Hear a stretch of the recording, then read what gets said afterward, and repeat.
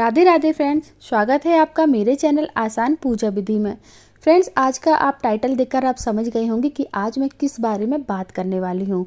आज का वीडियो आपके लिए देखना बहुत ही ज़्यादा ज़रूरी है, तो प्लीज़ वीडियो को पूरा देखिएगा और वीडियो पसंद आने पर वीडियो को ज़्यादा से ज़्यादा शेयर करना, लाइक और कमेंट ज़रूर करिएगा, अपनी राय ज़रूर दीजिएगा वीडियो देखने पर और वीडियो को पूरा देखिएगा प्लीज़। तो फ्रेंड्स, हम सबके मन में ये सवाल आता ही है ना कि क्या पितरों का श्राद्ध ना करने से वे हमें श्राप देते हैं? आखिर कोई पूर्वज अपनी संतानों को श्राप क्यों देगा? आता है ना, हम सबके मन में ये विचार आता ही है और आपके मन में भी ज़रूर आया होगा।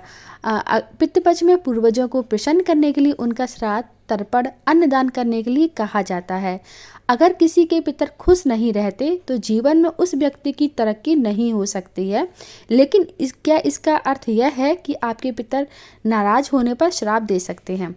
तो आइए गरुड़ पुराण में जान लेते हैं इसके बारे में क्या लिखा गया है। तो मैं खुद गरुड़ पुराण के मैं बता रही हूँ गरुड़ पुराण में इसके बारे में क्या लिखा गया है। आइए ये बात हम जान लेते हैं। सबसे पहले हम आपको बताते हैं कि पितर जो होते हैं वो कौन होते हैं। गरुड़ पुराण के अनुसार हमारे पूर्वज ही हमारे पितर होते हैं। इसका अर्थ यह है कि जब कोई मनुष्य अपनी पूरी उम्र बिताकर धरती लोक से विदा लेता है तो अपने कर्मों का लेखा जोखा देने के बाद उसे कुछ समय पितरलोक में गुजारना पड़ता है। पितरलोक में व्रत अवस्था में मृत्यु को प्राप्त हुए पूर्वज निवास करते हैं। पितरलोक के देवता अरेयमा हैं, जो पितरलोक के राजा या प्रधान माने जाते हैं। वहीं यमराज को पितरलोक का न्यायाधीश माना जाता है। पितरों के को दो श्रेणी में रखा जाता है, एक दिव्य पितर और दूसरे होते हैं मनुष्य पितर। दिव्य पितर उस श्रेणी का नाम है जो जीवधारियों के कर्मों को देखकर मृत्यु के बाद उसे क्या गति दी जाए इसका निर्णय करता है। अब हम दोस्तों जान लेते हैं कि पितरलोक में पितर कहाँ निवास करते हैं। हम सबको ये जानना जरूरी है और हम सबको सोचते भी हैं कि आखिर पितर हमारे कहाँ रहते हैं, है ना, सबके मन में आता ही है। तो चलिए आज ये बात भी हम गरुड़ पुराण से जान लेते हैं। पितरों का निवास चंद्रमा के ऊर्ध्व भाव में माना गया है। मृत्यु के बाद आत्माएं 1 वर्ष से 900 वर्ष तक पितृलोक में रहती हैं। पितृलोक के श्रेष्ठ पितरों को न्यायदात्री समिति का सदस्य माना जाता है। ये किसी पूर्वज के अच्छे या बुरे कर्मों का निर्णय भी करते हैं। अन्न और अग्नि से शरीर और मन की तृप्ति होती है।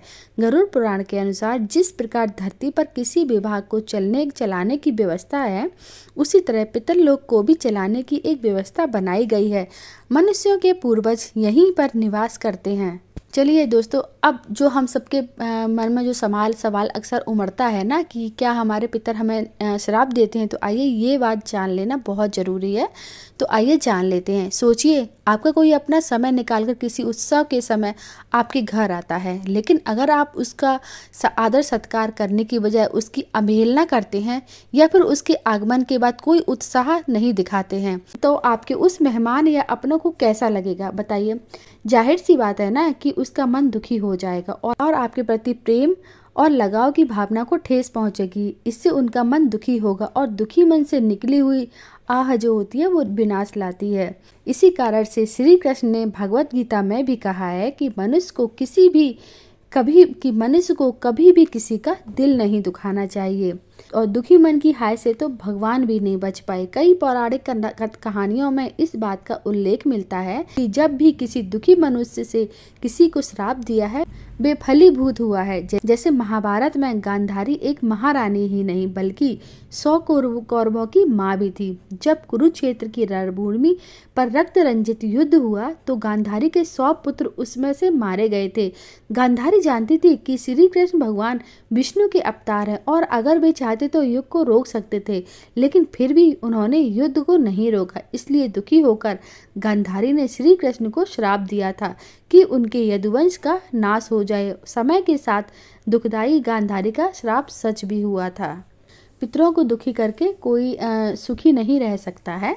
गरुड़ पुराण के अनुसार पितृलोक में भी पितरों की योनियां निर्धारित की गई हैं, लेकिन आपके पितर भी किसी भी योनि में क्यों ना हो, उनका तर्पण और श्राद्ध कर्म अवश्य किया जाना चाहिए। और पितर अपने पुत्र पुत्रियों और पौत्रों द्वारा किए गए श्राद्ध कर्म को जरूर स्वीकार करते हैं। जब पितर दुखी होकर दरवाजे से वापस चले जाते हैं तो उनके दुखी मन से निकली आह अपनों को लगती है। इस कारण पितृपक्ष में पितरों का तर्पण करना बहुत आवश्यक है।